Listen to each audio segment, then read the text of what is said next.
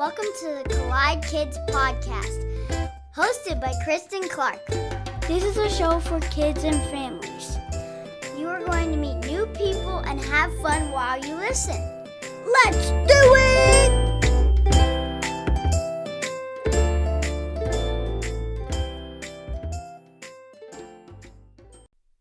Hey y'all, welcome to the Collide Kids podcast. I'm your host, Christen Clark. The Collide Kids podcast is a show for kids and families where we learn together how life and faith collide. It is so great to have you listening today. Thank you for being here and spending this time with me. If you're new, I just want to say welcome. Thank you for checking this out. Be sure to listen to the end of every episode. That's where we have our kids only segment, where kids just like you get to be on the podcast. Well, as you may know, February is Black History Month, which is a time for us to learn and listen and hear stories that help us understand the past and celebrate the culture and contributions of Black people throughout history. As it just so happens, well, not really. I really think God set this up. He is just so good at making appointments, you guys. I have the absolute honor of talking with my guest today, who is a children's book author. And can I just tell you, I have been seeing her books everywhere. Her name is Dorena Williamson. She loves the power of a good story and writes children's books that adults need too. She's the best-selling author of Colorful, Thoughtful, Graceful, A Celebration Place, and Crowned with Glory. She also works as a stylist with the national brand Ever Eve. A longtime bridge builder, she and her husband, Dr. Christen Williamson, planted multi-ethnic Strong Tower Bible Church in 1995. They have 4 teenage and adult children and make their home in Franklin, Tennessee.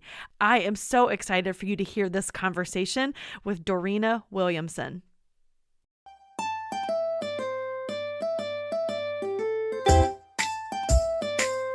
Dorena Williamson, it is such an honor to have you on the Collide Kids podcast today.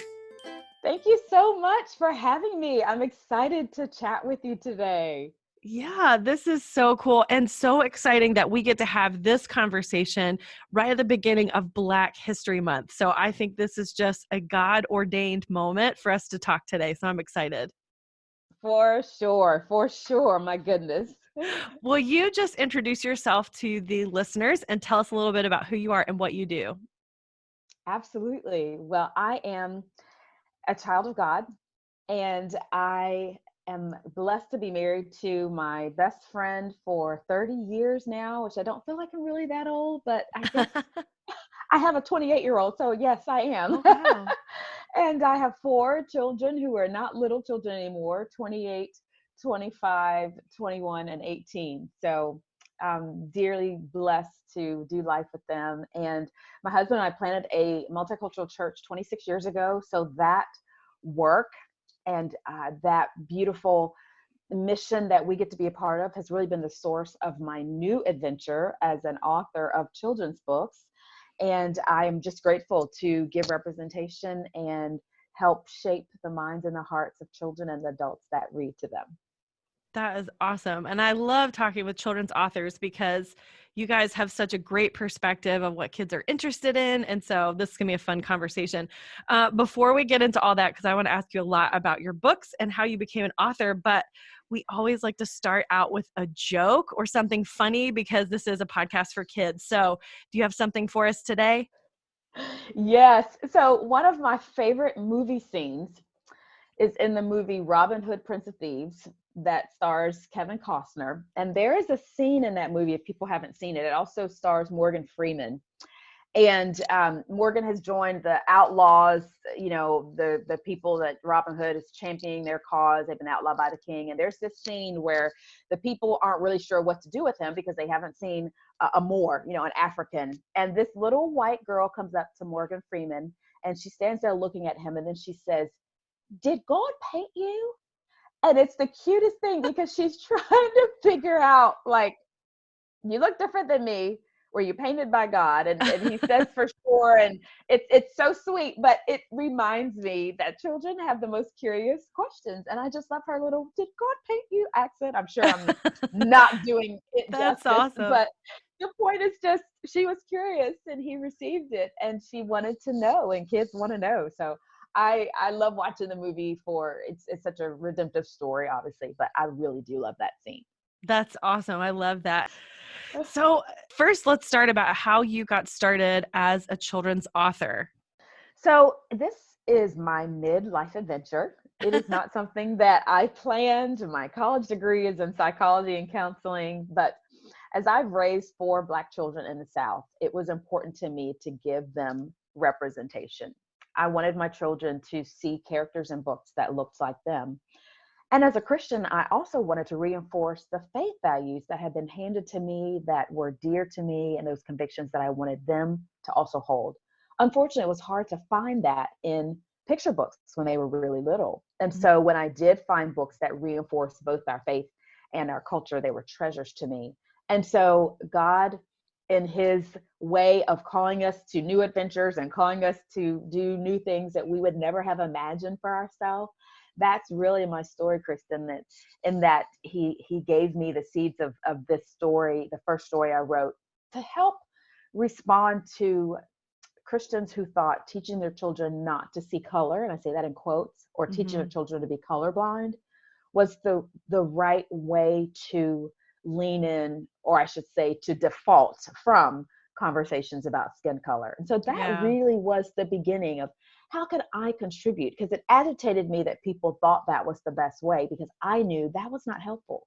Children do see color, and they need to have tools and language to celebrate that we all are created in the image of God with the beauty that God picked out just for us. And we're not painted, as the little girl asked, Morgan Freeman's character. And so a desire to respond is really where it started, and the seeds of, maybe I can craft a story. Never wrote stories for children, but knew that God gave me those story seeds, and began, seeking a home, and in God's providence and in his, really just, I'm grateful that he would allow me to be a part of this good work and write work that will live beyond me.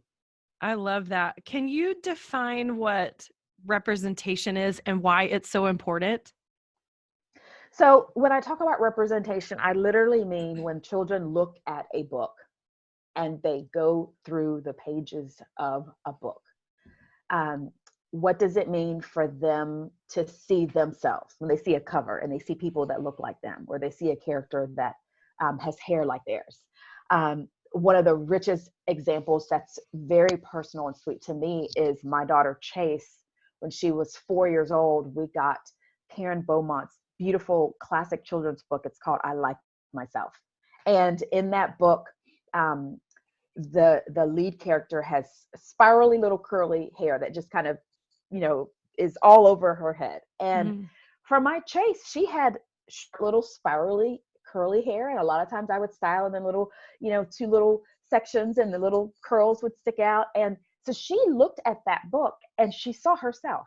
And I would read it to her before she could read. And then later she would continue to read it to herself, to the point that she wrote inside the book, Chase, and she put a little heart, Chase loves this story. I mean, she loved it so much that she wanted to autograph it. But the words say, I like myself. I'm glad I'm me. There's no one else I'd rather be. And for my daughter, when she was 4 or 5 years old, to ingest a story, and it drew her because the character on the cover looked like her.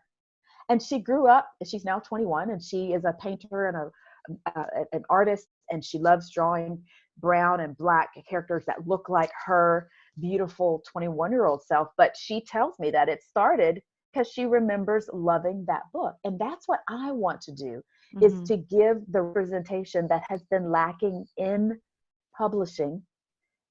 Just a few years ago, there were a lot of statistics, and they continue to do them, and they're slowly growing. But just 3 or 4 years ago, the statistics showed that over 80% of children's books featured either white characters or animals. So less than 20% featured a child of color, of any color: brown, black, indigenous, Latino, Asian, black, And so when you think about just a few years ago, like how small of a window there was of children's books that my 4 Black children, and that indigenous children, Asian children, Latinx children, and truly all children, because all children need to see all children. So my mission is to really help shape that, to be a part of this generation of Black writers who are telling our own stories and giving that representation that's important for our children, but for all children, to see the beauty of God's handiwork as is reflected on all the shades of beauty that we all have. And it shows how creative God is, and so to take that back, or to, like you were saying earlier about being colorblind, we're setting aside something that God has designed so special, and we should be celebrating that, because I love being creative. I love seeing creativity in other people. And so to be able to worship God for being a creative God, I think that's so important. Yes. Tell us, what is your favorite part about being an author? What do you love about the process? Do you like the writing or the editing? Like, what's your favorite part? What do you love about it? Oh, it's hard to choose just one.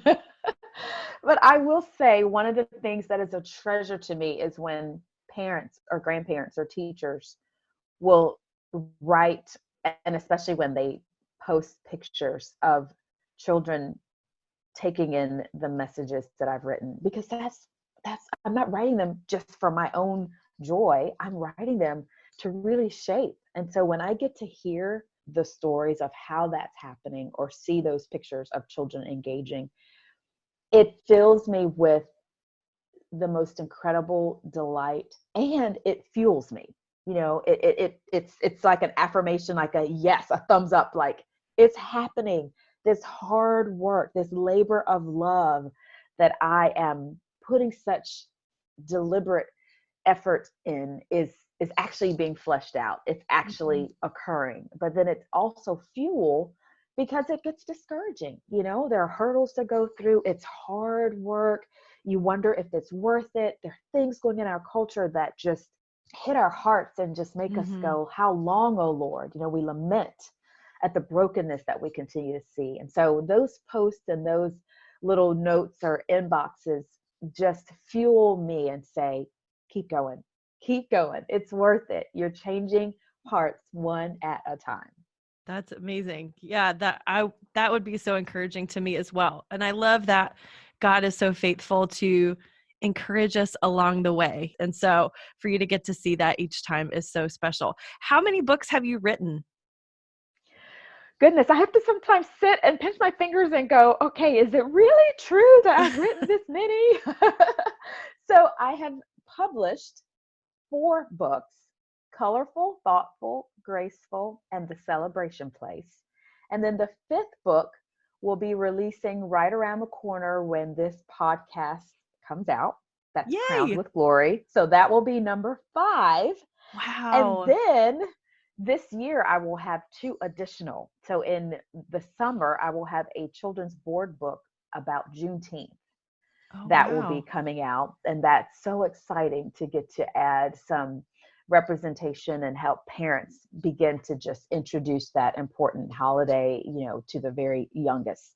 So that will be in the summer. So that will be number 6. And then number 7 will be this fall. And that book is called Brown Baby Jesus. And that is a Christmas story that shares the multicultural story of Jesus. And it takes us beyond the birth of Christ to really, before his birth, the story that God planned for him and the people that were a part of his genealogy, and how he came from all people to come for all people. So that will be number 7. And then number 8 will be spring of 22. So that's what's in the lineup so far. And of course, there's other things that I'm working on and in discussion about. So I'm just honored that God is letting me be a part of his good work. And I just hope that he finds me faithful.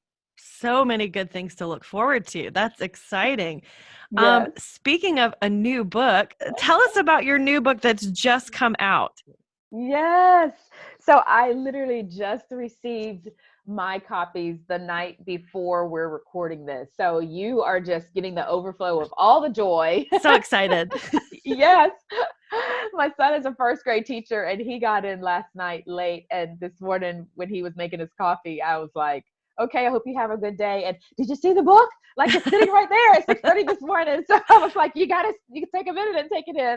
But Crowned with Glory is an ode of love. It is parts of my lived experience reflected in a story of a little girl named Azira who learns that she's crowned with God's glory from the top of her head to the tips of her toes. And she goes through life embracing who she is and how God crowned her. She has different hairstyles. She engages in different activities. You know, she does ballet. She's playing with her friends. She's doing things that all children do. But I really wanted to give rich representation for Black girls to see their culture and things that are important to their life, getting their hair wrapped up at night and putting gel on so that their hairstyles stay put, and going to church and engaging with their friends and their community and their families. So things that all children will be able to relate to, and inspiration for them to rock the God-given beauty that they are crowned with. And so I'm excited for this story to go out in the world and see that it's really a story that really gives that window for all children to see your beauty is from God and you should rock it in exactly who you are. Amen. The cover Yes, is beautiful, and it's so, I love it's this. sparkly. Oh, and it's glittery. Come on, that's Yes, the best. come on. Are you a part of the process with choosing the art and the illustrations? Are you a part of that process? I am, and it's been such a delightful journey with this publisher, with Waterbrook Multnomah, which is an imprint of Penguin Random House. And, you know, they have been so intentional from the get-go with understanding that we absolutely had to have a Black illustrator, a story that's about Black girl culture and hairstyles and confidence. It had to have someone illustrated who could also relate, for whom it was their story as well. And then God just gave me the icing on the cake with not only a Black illustrator, but my editor was new to her role at Waterbrook, and she is Black as well. And so to get to partner in this beautiful, you know, trilogy of I call it Black girl joy, Black girl magic, and to get to talk through, you know, what did we want the cover to look like, and how did we want this sweet girl to be celebrating. You know, it's important to have books that share the struggles and the triumphs that we've had as a people, but our kids also need books that just give them sheer joy. And playing, and, you know, playing with her dog, and, you know, as a toddler, learning to just engage in the world around her. Again, things that are universal. So I got to be a part of every step, and it really was a joy to just take in, you know, as the team developed, you know, what does the back cover look like, and what, you know, what's that going to look like? And again, you know, I've seen them in the spreads and the emails we've engaged, but to get to actually see it in person and hold is it. truly a joy. Yes, to handle it and hold it and just gaze on it with wonder. It's just absolutely precious. That's so cool that you get to be a part of that process. Tell us something about your faith in God and how that's played a role in your book writing. You know, really, writing for children has brought out a childlike wonder for me, which is really precious because I came to faith as a young child. So I've walked with God for a long time. And yet in this season, with this adventure of writing for children, I have had a renewed wonder that the God of creation created every human in his image. And, you know, that's foundational. The first book of the Bible, the first chapter, you know, God says that he created the man and the woman in his image. And so really getting to represent the Imago Dei, the image of God, as I write, I'm very aware of that.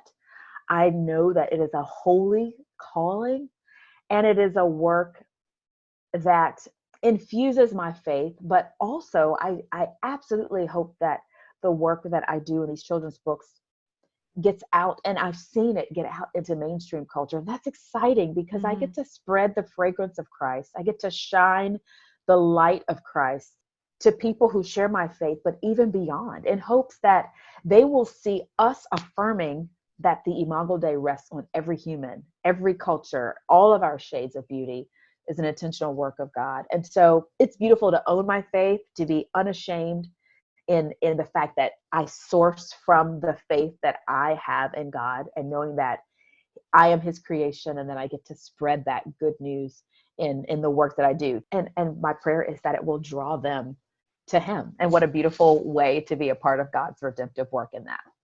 So important. Yes, for sure. In your writing and when you're thinking about how to put a book together, do you include people you know? I know you said this last book, it was a little bit of story of yourself.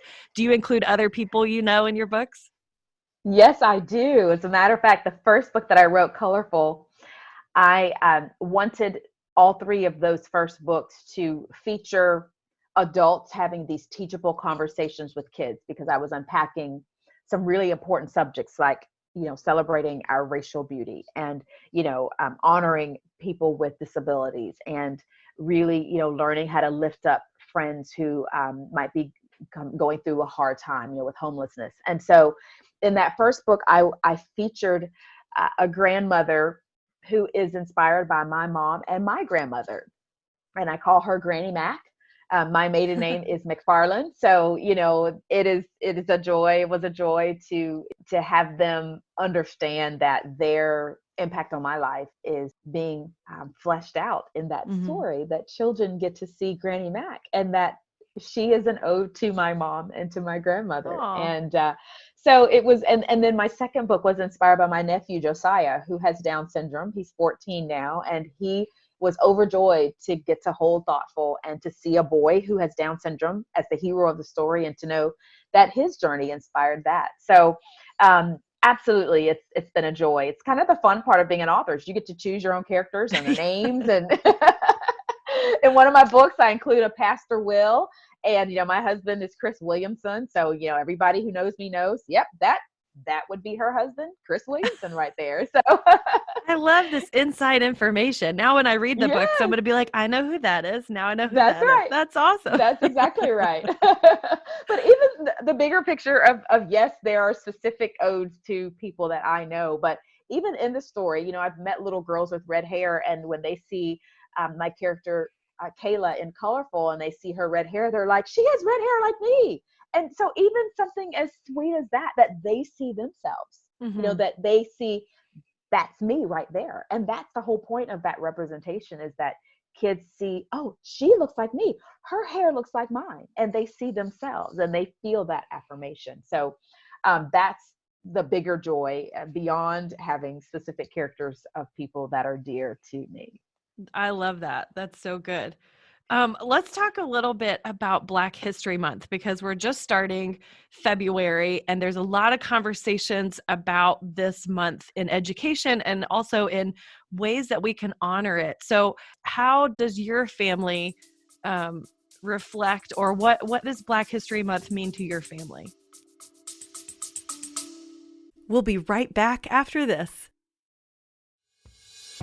Raising kids in the digital age isn't easy, but Bark Technology makes products that help parents keep their kids safe online and in real life. They have an app, a phone, and a home device that lets families set parental controls on their internet-connected devices. I love the app because it helps us manage screen time and blocks websites and apps we want our kids to avoid. It also sends alerts and gives us the ability to monitor texts and social media, and even track your child's location. Visit bark.us to learn more about how you can keep your kids safe online. Use the code COLLIDEKIDS to get 15% off your subscription of the Bark app.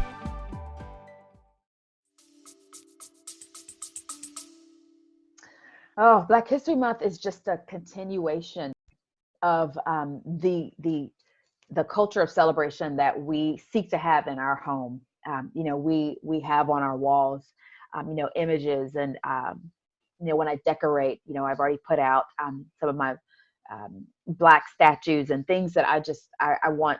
And again, I only have an 18-year-old at home and my husband and I, but even as we walk around the house, I want to sing ourselves celebrated, sing our beauty, sing, as I told my daughter this morning as we had devotions, and I said, it's important for us to know the stories of our people, but for you to know the stories of your ancestors, that your grandmother and your great grandparents were sharecroppers in South Carolina. And so that's your grandmother who's been an important part of your life. You need to know her stories and the stories that have shaped who you are. And so that's what Black History Month is. It is giving this, enlightened moment that should not just be relegated to 1 month. Certainly we highlight it during that month, but Right. it's a highlight to say this is all of our history. So in our house, we have intentionality with, we're going to watch some specific movies. So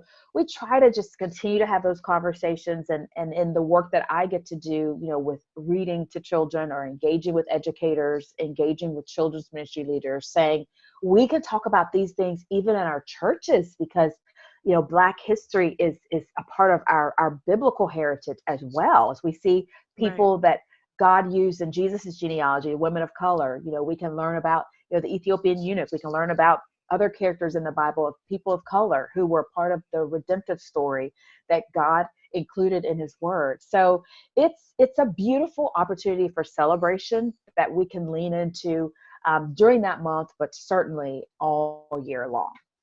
I love that. And I think a lot of times people, they look at this month as a time to mourn or a time to feel guilty or a time to feel shame. And so I love that you're saying it's really a time about honoring and about celebrating the beauty and the stories. That's so important. And some of the stories are very, very sad, but there are some ways that we can celebrate. How would you suggest someone who is not Black celebrate or honor this month? Well, I would say, using the networks that we have and the community capital that we all have, and that looks different for all of us, but it really does warm my heart to see my non-Black brothers and sisters really amplifying people of color. That's such an important way. You can use that month to tell people the books that you're reading by Black authors. And they don't just have to be Christian books. There's a wealth of literature. Share, people in Black history who have inspired you. What is it about their story that inspires you? Maybe you're an attorney, and so you can learn about the work that attorneys do. Or if you're in the medical field, talk about that. Or if you're an engineer, whatever your lane or your particular passion, there are Black people who have done unprecedented work, and there's still firsts that are happening. And so, use it to amplify those Black voices. Certainly lean in. If you have a family or if you are in a church community, use it as an opportunity, suggest, hey, maybe these are some ways that I can help us, sit at the table and learn from and share. So finding those creative ways, there's so many resources more than ever that help it be even easier for you. So use it as an opportunity to amplify voices of color and share how you are being impacted. And if you're listening and you're going, it's showing me a void, I haven't leaned in. Well, there's no better time, as Dr. King said, the fierce urgency of now. This is a ripe opportunity for you to lean in, because Black History Month is for all of us. So use it as an opportunity to engage, to amplify, to learn, to lament. And I appreciate you saying that, because we don't have to put a lament aside when we celebrate. We can have the lamenting and the justice and the joy and all of it all at the same time. It's all a part of that same cycle, and it's important for our children to see that. Yeah, my friend Michaela White, she said we can have tissues in one hand and confetti in the other, and so we can hold both of those and still celebrate. So I love that. Well, thank you so much for sharing all of this. This has been so good. Before I let you go, I need to ask you to share a memory from when you were a kid. So I'd love to hear what you have for us today. The most vivid memory I have recently I've been thinking of is going to visit my great-grandparents in rural South Carolina, the Hartsville area. And those particular great-grandparents have passed on now, but I'm so grateful that I have memories of being in their home. And as a child, I confess that I didn't always enjoy those visits. Kids are always looking for the fun and what is it for me with, their house smelled kind of different and the food they ate was different. And, I remember just kind of feeling like, oh, we're here and okay, I'm glad to visit with them, but it was just different and sometimes uncomfortable. But now as a 51-year-old woman, I treasure that I knew my great grandparents, that I spent time in their homes. And even though I may not have been as attuned to their stories because I was a child, I was able to gather those beautiful bouquets of memories, of lessons, of struggle. And those are sourcing stories to come, but they also are reminding me of the heritage that I have, the things that they did, the contributions they made to society, and the resilience that was a part of their journey that reminds me of the stock that I come from. And so I'm so grateful that I have those memories. They are a treasure to me now. And I am intentionally making sure my children are listening to those conversations with the great grandmother that they still have living, and even from their grandparents, and just holding them as a treasure, something that I took for granted as a child, but now realize, the richness that is for me to have, and to continue to share in an enduring legacy through the work that I do. That's beautiful. I love that. And I think it's important for kids listening to be reminded of that sometimes you have to do things that are boring or things that aren't exciting.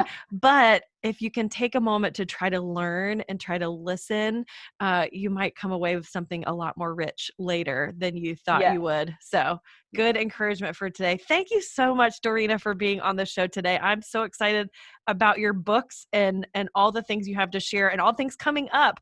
How can our listeners find you?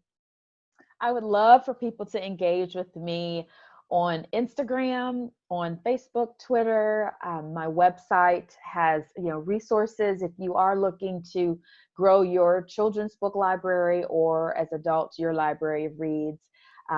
I also love doing author visits. I do virtual visits with church communities. So any way that I can serve any of your listeners, it would be my joy to do so. And as I mentioned earlier, I love being tagged with pictures of kiddos engaging in my book. So if parents or grandparents or aunties and uncles would take a moment to do that, it really means so much. Good stuff. Take those selfies, you guys. Yes. You've taught me something today for sure, and I appreciate your story. Thank you so much for sharing today. Thanks for having me.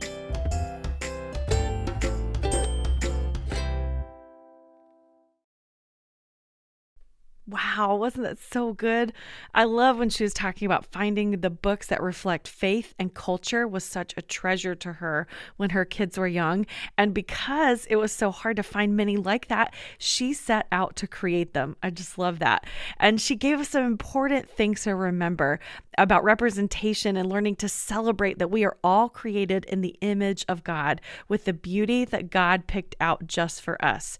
She kept saying the phrase imago Dei. That's actually Latin for the image of God. I love that she was saying that and talking about how all our shades of beauty is an intentional work of God, and that sharing that belief that God has made everyone beautifully is so important to her. She also said it's important to know your family heritage and learn their stories because that shapes who you are. I think any family in any culture should do that.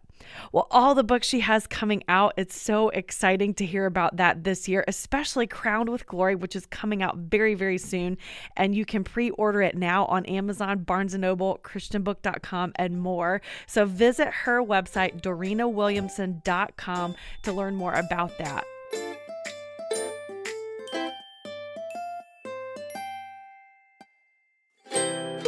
Well, now it's time for the kids only segment. This is the part of the show where you get to be on the podcast. So here is my friend, Lailah. Hi, my name is Lailah, and here's my jokes. Why did Daddy Buffalo say the baby buffalo before he went to college? What? Bison. I get it. The father buffalo said, "Bye, son," like bison, like the buffalo, the other word for buffalo. I like that joke, Lailah. That was so good. Well, hey, I would love to hear your favorite joke, or maybe an encouraging quote that you like from a book or a movie, or maybe you have a Bible verse that you want to share. You can find all the information about how to send that to me through my social media.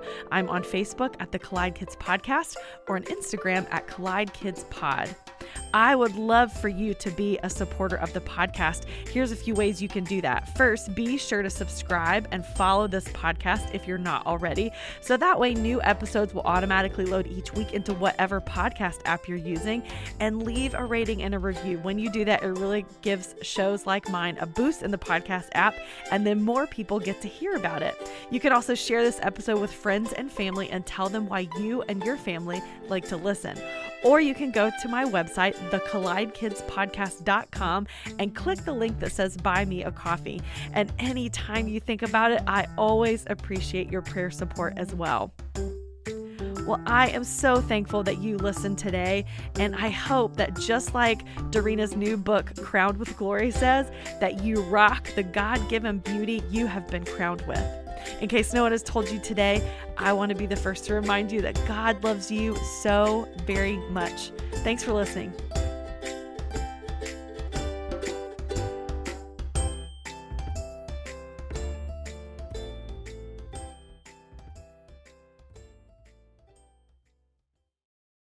You don't have to go very far looking for bad news, because somehow it just finds you. So finding peace in the chaos can be really difficult, but it doesn't have to be, because the River mobile app exists. The River is a Christian music radio station dedicated to playing music to help you get through life's toughest moments or life's happiest moments and everywhere in between, and all from artists who love Jesus and are real people just like you. Listening is easy. You can download it wherever you get apps from. Just search 1049 The River or listen online at riverradio.com. And know that The River is proud to partner with the Collide Kids Podcast.